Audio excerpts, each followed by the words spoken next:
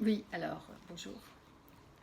Nous allons reparler de cette sensibilité parce que c'est vrai que chez le surdoué, c'est vraiment cette sensibilité qui nous sépare, des normaux pensants, par exemple. Cette espèce de sensibilité en permanence que les autres ne comprennent pas forcément. Et j'étais avec quelqu'un qui me disait, alors j'ai mis un magnifique, dernièrement, voilà, j'ai mis un magnifique rosier.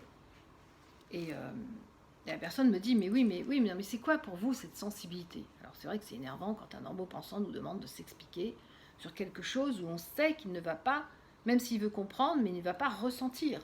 C'est ça toute la différence, c'est que le surdoué, lui, il ressent. C'est pas qu'il comprend, c'est pas qu'on lui explique, c'est qu'il ressent.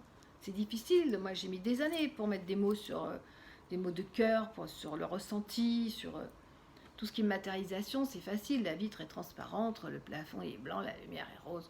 Enfin, rose, non, rouge. Quoi. Bon, voilà, donc ça, ce sont des choses encore.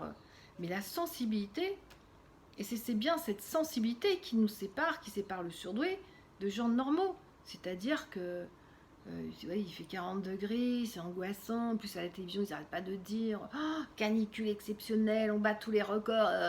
Alors, c'est la sensibilité. C'est bien nous, on ressent que oh là là, ça prend des proportions, ça va être dramatique.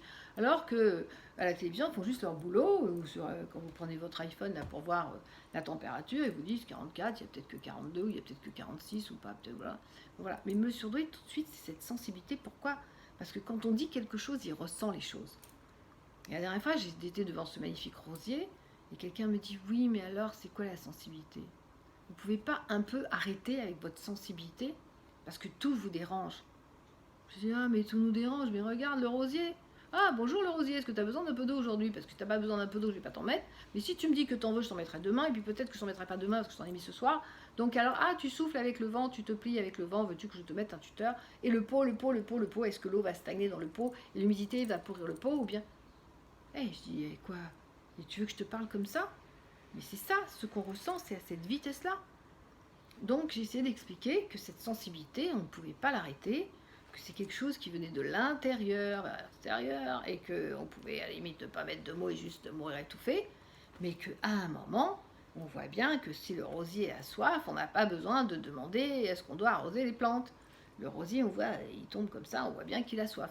Donc cette sensibilité qui est partout, qui est 40 degrés, comment on va faire, oh là là, voilà, ah mais là il y a un peu de poussière, alors ouais, parce que ça engage aussi la perfection, il faut que tout soit nickel, il faut qu'il y ait de poussière, il faut qu'il y ait ici, ou bien il faut que ce soit tout le bordel, comme ça on voit plus rien.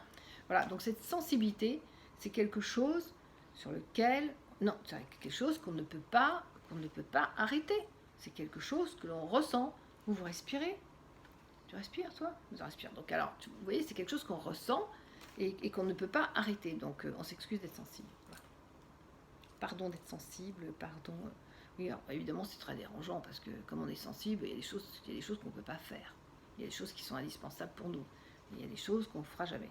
C'est ça la sensibilité, c'est du ressenti. C'est pas de l'émotion, hein, c'est quelque chose qu'on ressent, qui après peut engager de l'émotion, mais c'est du ressenti. Et c'est très compliqué de se couper de ces ressentis. C'est comme si je vous... Aïe, oui, non, t'as pas mal, t'as rien ressenti. Voilà, vous voyez.